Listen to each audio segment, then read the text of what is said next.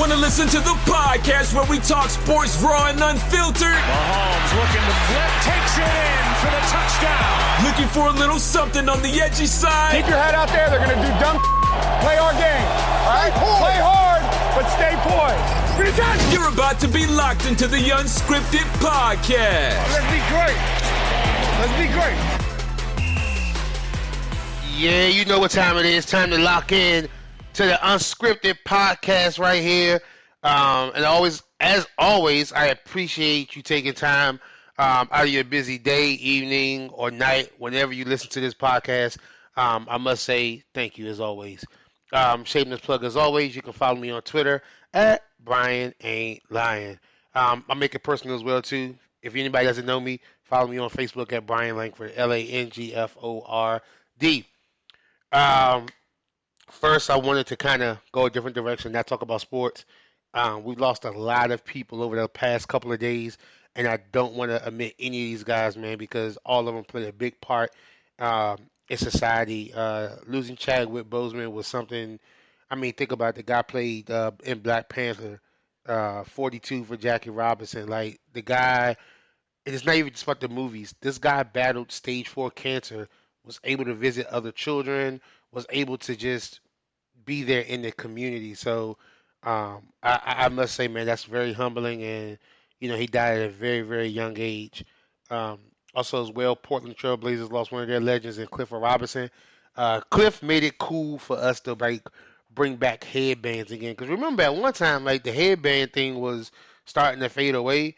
And then Cliff started rocking the headband, man. So definitely appreciate Cliff Robinson and everything he did for the NBA. Even being an all-star player in 1994, something definitely very special, I know, to his family. And we mourn the losses of Cliff Robinson as well. Also, legendary coach Lute Olson passed away, led Arizona to its only national championship.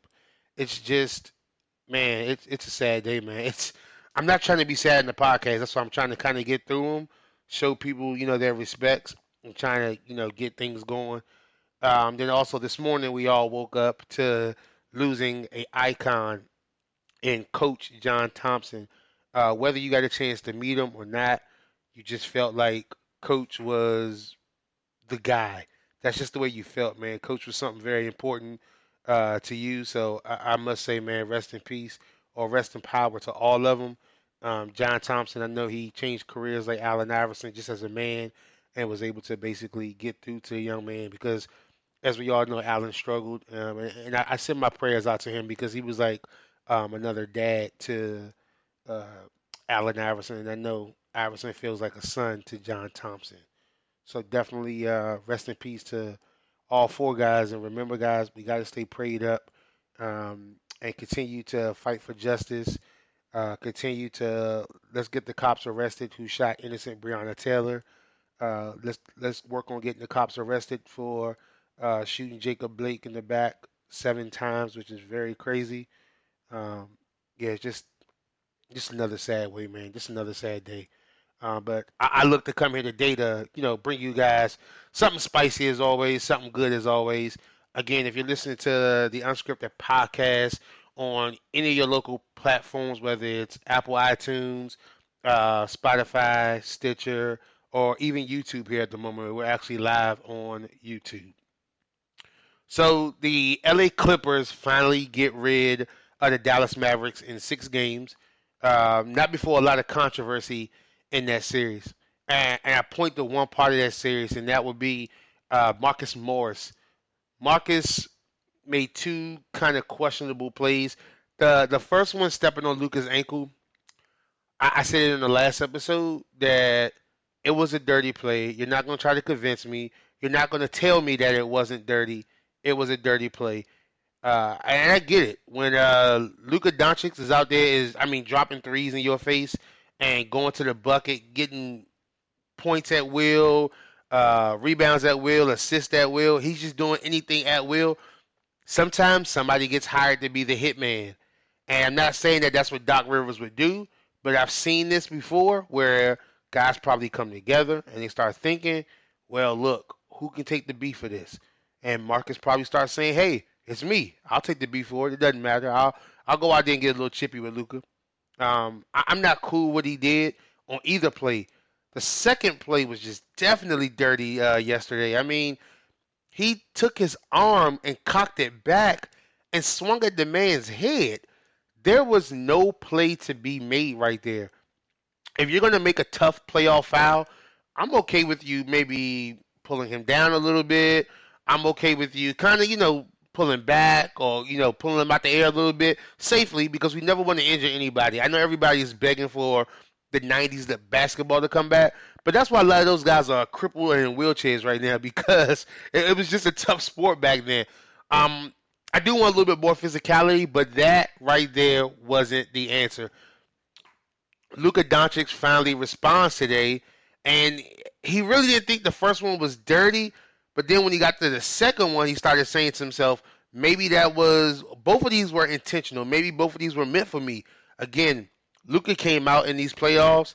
I really want to see what Mark Cuban does with the Mavericks over the summer, or I'm used to saying over the summer, over the fall and the wintertime when the offseason finally kicks in.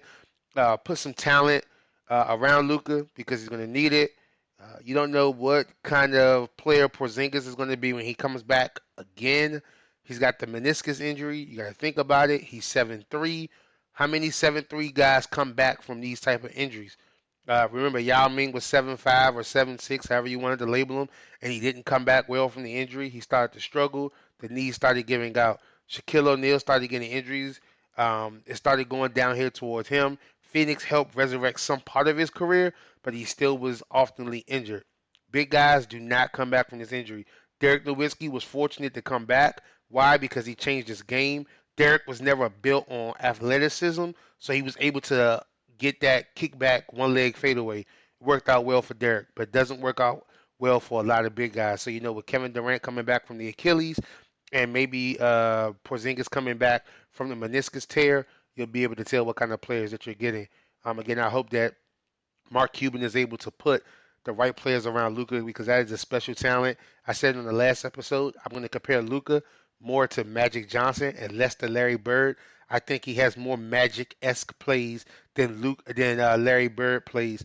Celtics fans will probably always agree. There's only ever going to be one Larry Bird, and I don't think nobody else will ever be able to mimic that game. I think Luka has been more of Magic Johnson, and it's great for the Dallas Mavericks franchise. Talking about the Western Conference playoffs right here, the Denver Nuggets force a Game 7, which to me, again, I'm the one to admit to it. You guys will not have me sitting here lying to you on my podcast at all and tell you that I called them the regular season Nuggets. I did call them the regular season Nuggets. I still do believe that they are the regular season Nuggets. They're able to force a Game 7, but it's Jamal Murray coming out party. Like, Jamal Murray, I don't know where he's been because all of a sudden now he's coming out. I mean, I think he's averaging like 47 points a game. Like, averaging 47 points a game in this series. The coming out party has happened well for Jamal Murray. It looks like Jokic, not taking a back seat, but, maybe playing not the hitman role, but more Robin. Jamal Murray's came out. Spider Mitchell has played well for Utah. This series actually went to where I thought it was going to go with 7 games. I was concerned at first because Utah was starting to run away. Now Utah are starting to fade away, and Denver's starting to peak a little bit. Until innocent until proven guilty, I think the Nuggets are still the regular season Nuggets, and you're not going to convince me no other way. I think Utah has a good chance of winning Game 7. If the Nuggets win, I'll come on the podcast, and of course, I'm not going to apologize, but I'm going to say I was wrong. I still believe that, Jokic's got to play big. I know that Quinn Snyder's going to change the game plan against Jamal Murray in Game 7, and he's probably going to run more double teams at him. He's going to make Jamal Murray basically pass the ball, which is going to have to depend on other guys like Paul Millsap and Michael Porter and Jokic to play well. So, again, let's see what happens in Game 7. I know that in the playoffs, and that's one thing that we all love, is a Game 7. Unfortunately, one series that wasn't able to go to 7 games, and I guess everybody wants it to be acknowledged. I'm using air quotes right now. Everybody wants it to be acknowledged that the Lakers were able to dispatch the Trailblazers in 5 games. And I said the Lakers in 6. I said the Lakers handled their business. They can win it in 5. I've got conversations with people that I tell people this too, and they think that I was one of the guys that said Portland could win the series. Never once said that Portland could win the series. I said Portland at max could push it to 6 games. They didn't. Damian Lillard got hurt. Their roster started getting thinner and thinner. Zach Collins didn't even play, who I believe plays a big factor on that team. And for him to not play almost in the entire series kind of hurt the Trailblazers' chance to even push it to 6 games. So you got Dame that got injured. Whiteside dislocated his finger. No, he's not great, but I like him on the defensive end. He plays well. That forced Gary Trent Jr. to the starting lineup, which I prefer to see him on the bench. I think he plays a better role off the bench than in the starting lineup, but there's no excuses. LeBron James is 14-0 in his career in the first round. He don't lose in the first round, so I don't know if somebody truly expected him to lose in the first round. And if you did, go turn your keys in. If you really thought that Portland was going to win a 7-game series against LeBron James, go turn in your keys. I've been saying that lately on all the podcasts. But Portland does have a bright spot coming in this fall and this winter. The question is going to be is what happens with Carmelo Anthony. Remember, Melo gambled on himself. He signed a non-guaranteed deal, a 1-year non-guaranteed deal, basically meaning that if he wasn't performing the way that Portland thought he should have been performing, Portland was able to cut him. Well, he succeeded the non-guaranteed contract, and even at 36 years old, I think Melo's going to be a hot commodity this summer. And we watched Al Horford get paid a lot of money by the 76ers. I'm not saying that a team is going to go that far to Carmelo Anthony, but his services are definitely going to be rendered next year. And I know Lakers fans have to be kind of sitting back saying, wow, we didn't pull the trigger on Melo. And I'm not going to say that LeBron could have used some of his pull, but LeBron could have used some of his pull. If you know your boy, and if this is supposed to be one of your best friends, then you know that he can still play this game of basketball. And I've seen the resurgence of Carmelo Anthony in the bubble. He's taking better care of his body. He looks a little bit more quicker. So, I mean, shout out to Carmelo, man. Like, he's going to get a solid payday in the offseason. I've already seen a couple of reports which they've hit Twitter that quick. The New York Knicks are going to be interested in bringing Carmelo Anthony back. The New York Knicks are what they are. Like, Carmelo Anthony should not even entertain going back to the New York Knicks. That saga is over. I think he should stay in Portland. Portland's definitely a great look for Carmelo Anthony. Game 1 of the Eastern Conference semifinals kicked off over the weekend, and I always have to brag about this team, my Boston Celtics were able to handle the Toronto Raptors in Game 1. Again, I say this every time about the Celtics. They always, with their backs against the wall. Again, nobody gave them a shot. Nobody gave them a chance. Everybody kept saying, okay, no Gordon Hayward, because even though he hasn't been reliable, he is very versatile on the floor. Gordon Hayward can do multiple things. So without Hayward in Game 1, everybody kept saying, okay, well, how would the Celtics handle Siakam? Siakam put himself in foul trouble in the first quarter, and I think that was kind of Nick Nurse's fault. He already had 2 fouls. Siakam was very emotional. Nick Nurse should have pulled him out. That was just bad coaching by Nick Nurse and allowed him to get 3 fouls. The guy who I always mention on this podcast, and until their season is over, is Marcus Smart. Marcus Smart makes plays. Defensively, I think this guy was ripped off for not even being in the conversation for Defensive Player of the Year, but I get it. I think the last time a small guard won it was Gary Payton. That's like, 26 years ago probably? So it wasn't going to happen right now. But Marcus Smart is truly disrespected as a defender. He always takes on any task. He's going to take the best man on the floor. He's going to take the best scorer on the floor. That's what he's going to do. I'm going to acknowledge a guy, and I'm not going to call him this crazy nickname that Celtics fans have called him. But Robert Williams played well. When he came in, he looked almost like a seasoned veteran. Remember, when this guy got drafted by the Celtics, he missed practice on the first day, and there was concerns already with the maturity level, and there was concerns with, well, is he really ready to play this game? Is he focused? And Robert Williams, off the bench, first center off the bench, the guy showed that he's focused. The Celtics hitting on all cylinders. They still have to win the series. One game doesn't mean nothing. I always say that basketball is a game of runs. We've seen Toronto make a couple of runs in that game. Even towards the end of the game, the Raptors started to make a decent run. So, again, Celtics are up 1-0, which I know it kind of makes everybody upset because they're like, oh, you're just going to brag. I'm not going to brag about the Celtics. I don't need to do that. I'm not even wasting my energy doing that. I'm just saying they're up 1-0. That's what it is. I tell you what, though, I know I expect more from Nick Nurse. I expect him to coach a better game in Game 2. I expect him to get Pascal Siakam going early, Kyle Lowry going early. Serge Ibaka was playing well in the first game. Expect them to kind of come out and kind of be a little bit more aggressive than what they were. And I know everybody in a few minutes, while you listen to the podcast, turn down the Miami Heat, Milwaukee Bucks Game 1. You can still watch it, but you can listen to the Unscripted podcast. And by the time the first quarter probably gets going, we'll probably be off the air. So turn it down. Keep tuning in to us. Don't go away yet. All right, so what we'll do is we'll take a quick break. We'll come back on the other side of the break, and for the first time ever on this podcast, we'll talk some NFL. We have not talked NFL yet. We've been neglecting it, so we're going to talk some NFL. We'll talk about the Jaguars releasing Leonard Fournette today, and could Nick Foles actually be starting in Chicago? Ouch. All right, you listen to the Unscripted podcast. Hang tight, folks. Dimes are shiny and round. Nickels are also round. This 28-year-old woman may sound a little strange to you and me, but to her 3-year-old daughter, she makes perfect sense. Pennies are round too. They are. When you talk with your child, you build vocabulary, and learning starts long before school does. So follow their lead. Take everyday moments like an errand at the bank and turn them into learning moments. Dollars are rectangles. I like dollars. Turn everyday moments into learning moments. For more tips, go to bornlearning.org. Brought to you by United Way and the Ad Council. Hi, I'm Cynthia Bailey. And I'm Mike Hill. And our lives matter. Black Lives Matter.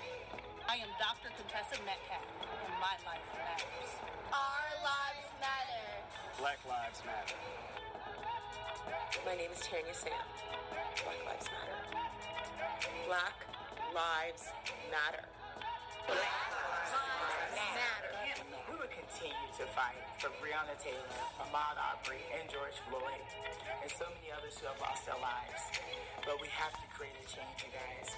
We have to use our voices, our resources, and our wallets to make that change.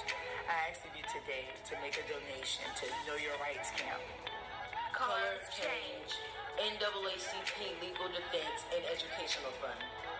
ACLU. Black Lives Matter. Our lives matter. Hey, this is Freddie Coleman of ESPN Radio. It's Freddie and Fitzsimmons. You can catch me from 9 p. to 1 a.m. Eastern Time, Monday through Friday on ESPN Radio, the ESPN app, and Sirius XM Channel 80. But when I'm not on the radio, one of my favorite podcasts to listen to is my man Brian Langford and the Unscripted podcast. You will not be sorry. Give it a listen. Give it a thought. He's going to make sure you're going to think plenty about what's going on in your life. So check it out, Brian Langford on the Unscripted podcast.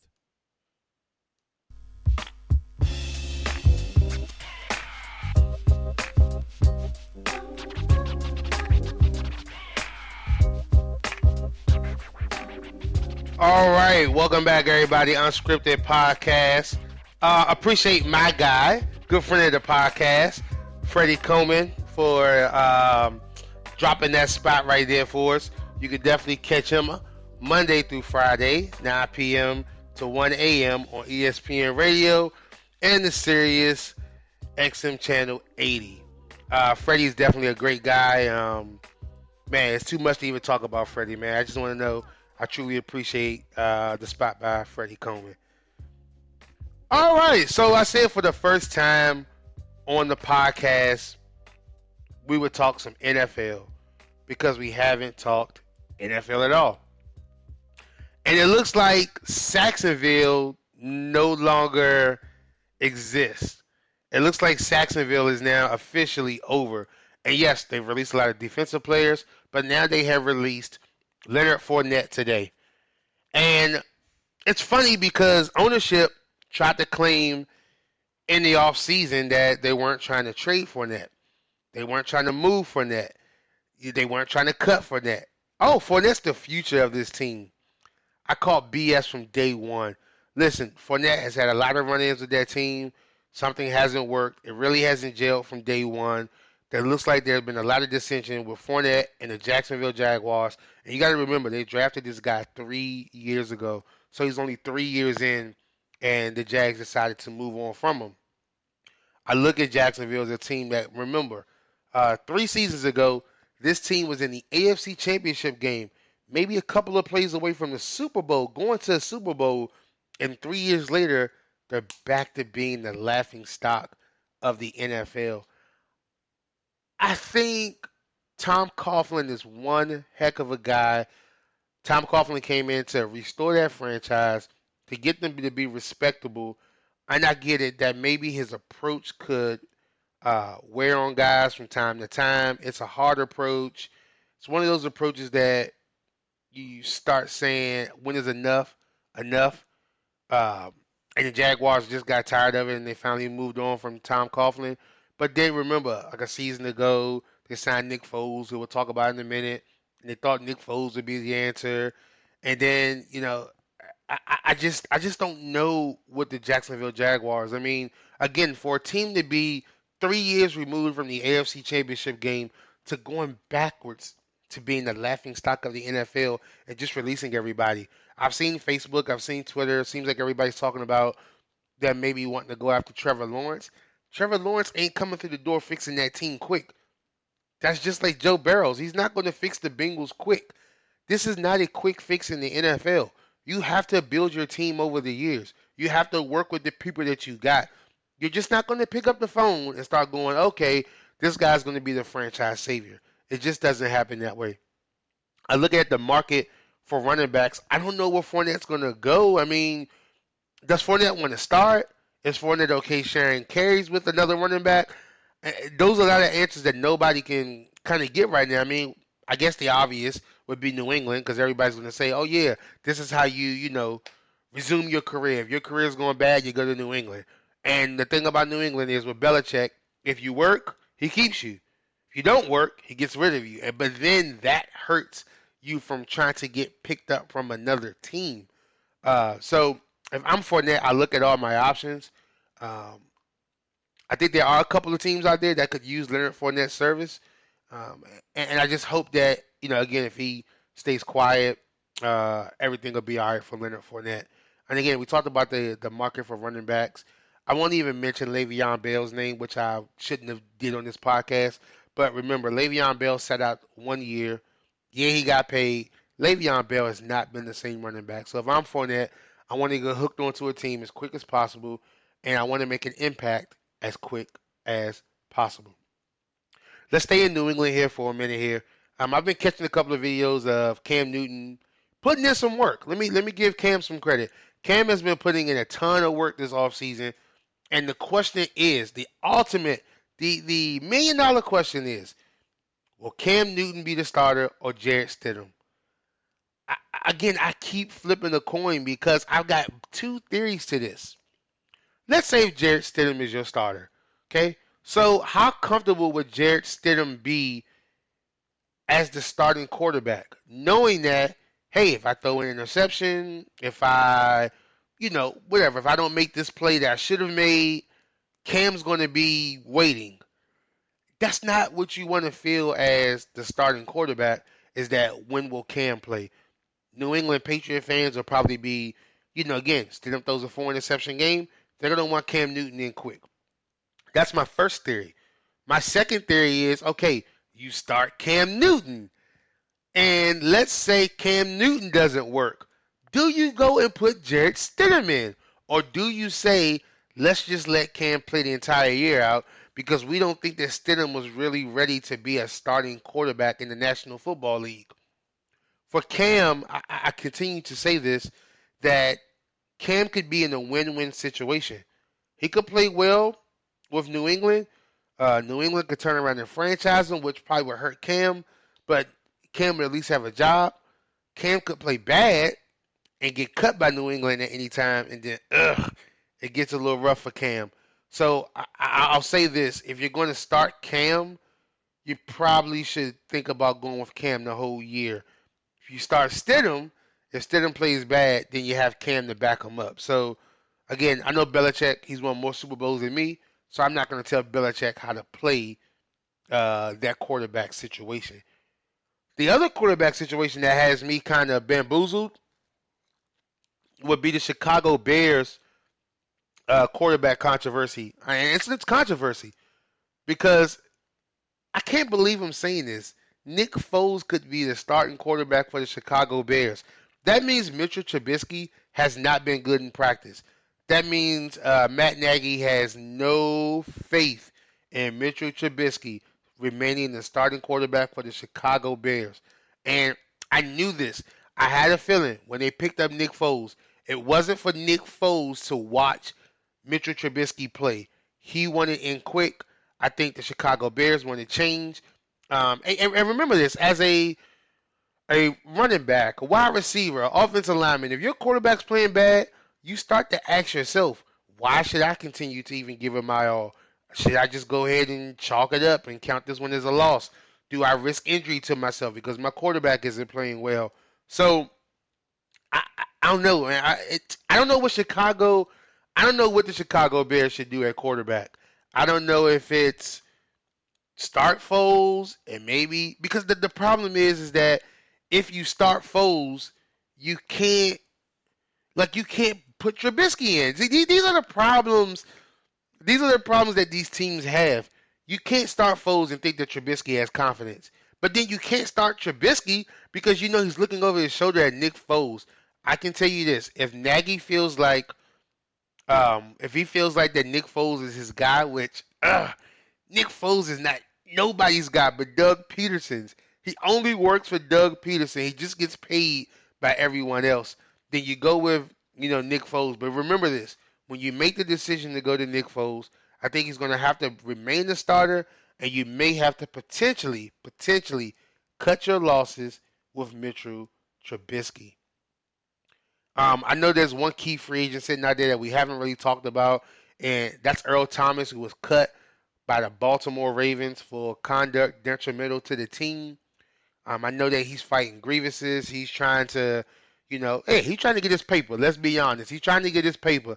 I am not mad at Earl Thomas. He says, listen, you were supposed to suspend me before releasing me. So now Earl is like, yo, I may not play this year. Let me get my unemployment check. That's what this is all about at the end of the night.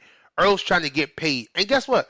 If his contract says you were supposed to suspend me before releasing me, that's Baltimore's fault. Baltimore has to pay the guy his money. It's kind of shocking, though, to see a guy like Earl Thomas still sit out here in the free agency pool. But when you go and look at how he left Seattle, and Pete Carroll, one of the most beloved coaches in the NFL, the way he left Seattle was kind of semi-disgusting. Regardless of what he said, he told Dallas, come and get me in the midst of a season. And then he gave the Seahawks fans the middle finger while leaving out on the cart. Again, that's not a classy way to leave. And then with Baltimore, of course, he's getting in the fights. I mean, just think about it. Teams have to be sitting back, asking themselves, are they going to take a shot on Earl Thomas on their team and distracting their chemistry? I get it. If everybody knows and listens to this podcast, that I'm a diehard Dallas Cowboys fan, and I will always push for the Cowboys to probably bring Earl Thomas home. Here's the thing. If any team gambles on Earl Thomas, again, you sign him for 1 year. If it doesn't work, you just cut him. You don't even think twice about it. You cut him. You don't have to wait. You don't have to, say, oh, man, let's pull together. Let's get this thing, through. No. You just sit there and cut him. No ifs, ands, or buts about it.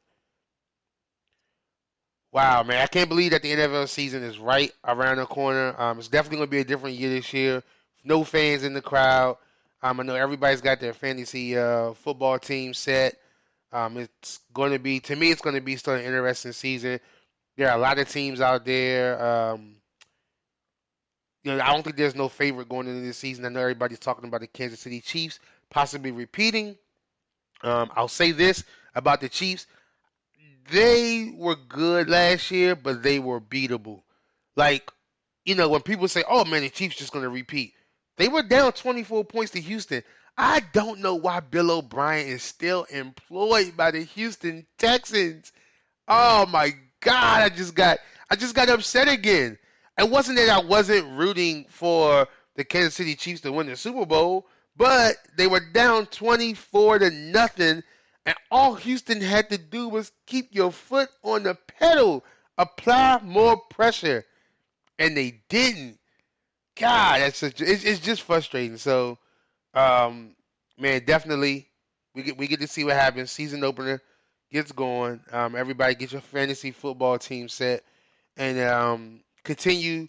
We want our athletes, whether it's WNBA, NBA, NFL, any major sports, to continue to use their platform to work on social injustice, and I can tell you, man, because I get emotional about things like this, man.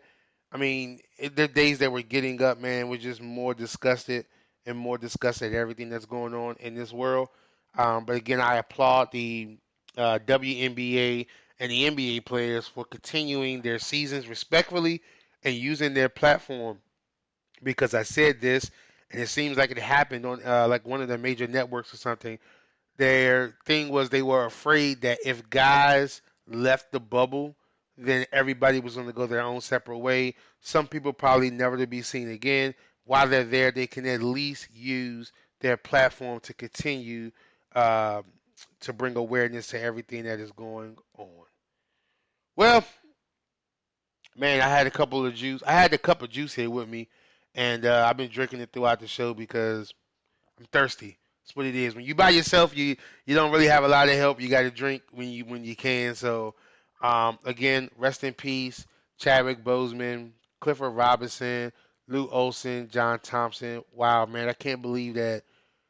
Oh, man, I can't believe we're saying rest in peace to all these guys, man. It's something very crazy, man. But we knew when 2020 started and Kobe Bryant passed away, we knew we were in for a rocky ride in 2020.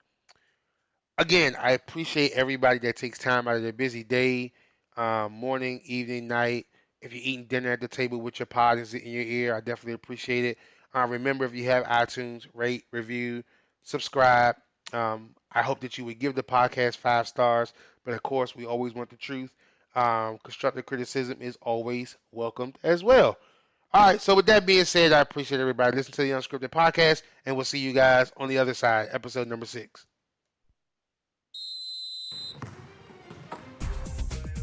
Thanks for listening to another episode of the Unscripted podcast. Be sure to subscribe on your favorite podcasting platform so you never miss an episode. We'll see you next time.